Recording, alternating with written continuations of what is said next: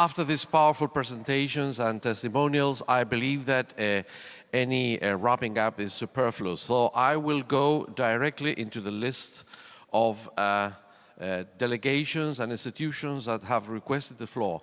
I would like to remind those that are in this list that this is not, I repeat, not the time for statements.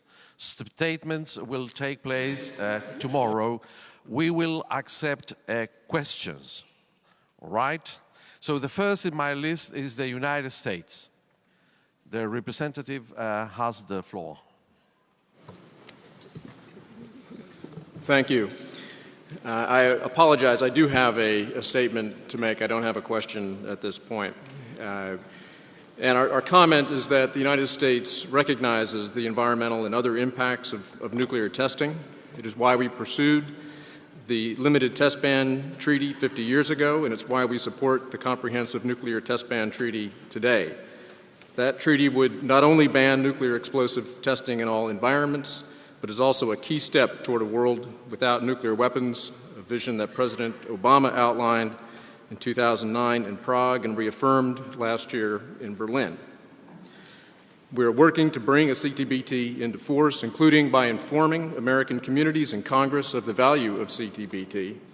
And this effort has been led by Undersecretary Rose Gottemoeller, who I understand met recently in Utah with Ms. Thomas.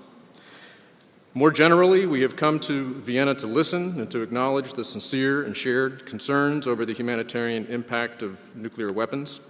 It is precisely our understanding of the consequences of nuclear weapons use that drives our efforts to reduce and ultimately eliminate nuclear weapons. We acknowledge that nations have different ideas on how to reach disarmament goals. And in this regard, I note that the United States does not support efforts to move to a nuclear weapons convention, a ban, or a fixed timeline for the elimination of all nuclear weapons. Rather, achieving lasting nuclear disarmament will take sustained effort and commitment. It will require conducive security conditions and continued commitment to the Nuclear Nonproliferation Treaty. This incremental approach has borne fruit, achieving major reductions in the number of nuclear weapons in the United States and globally. This includes an 85% reduction in the U.S. nuclear weapons stockpile from the high point in 1967. We believe that a practical and stepwise approach to the pursuit of nuclear disarmament is the most effective means to reduce nuclear dangers and advance the NPT. We will not stand still. We will not give up on the negotiation, for example, of a fissile material cutoff treaty. We value nuclear transparency and the ongoing engagement of the 5 NPT nuclear weapon states, and we remain committed to bringing into force the CTBT as well as the protocols to the nuclear weapon-free zone treaties that we have signed. We're continuing to implement the New START treaty with Russia, and the President has made clear our interest in negotiating further reductions of all types of nuclear weapons.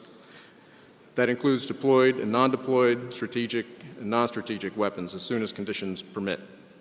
And we seek to build capacity for further steps. As Undersecretary Rose Gottemoeller announced last week in Prague, we will form a group of interested states to examine issues of nuclear disarmament verification. This project embraces the idea of shared responsibility to work toward disarmament goals. Even in the face of current obstacles, the United States is conscious of our obligations and our responsibilities. We're meeting them. We do not shrug them off, and we will never relent in this pursuit. Thank you. Well, thank you for that. We have a few minutes left, and I will in fact ask the next participants to abide by the rules and pose questions. The next in my list is Japan.